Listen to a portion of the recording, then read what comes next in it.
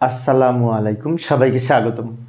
ICT বিষয়ের আমরা যখন বুলিয়ান অ্যালজেব্রা করি সেক্ষেত্রে প্রশ্ন যদি বলা থাকে বুলিয়ান চলক কি, তো বুলিয়ান চলক হচ্ছে বুলিয়ান অ্যালজেব্রায় যার মান পরিবর্তন হয় তাকে বুলিয়ান চলক বলে। চলক মানে পরিবর্তন হতে পারে, আর ধ্রুবক মানে পরিবর্তন হয় না।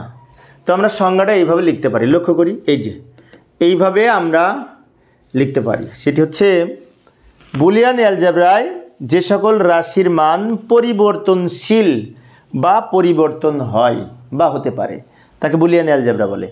এক কথায় যে সকল রাশির মান পরিবর্তন হয় তাকে বুলিয়ান অ্যালজেব্রা বলে।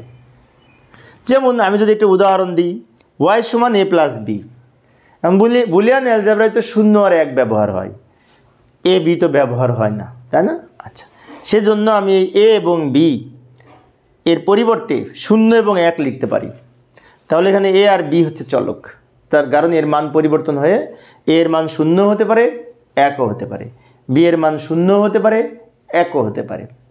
সেজন্য এখানে বলা হয়েছে এক্ষেত্রে এ এবং বি চলকের মান 0 এবং 1 হতে পারে, তাই এখানে এ বি হচ্ছে চলক।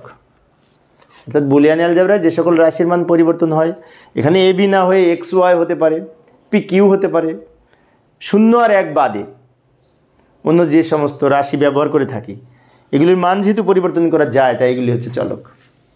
তো 1 মার্কের জন্য এটুকু লিখলেই হবে, আমি একটু ব্যাখ্যা দিয়েছি বিস্তারিত।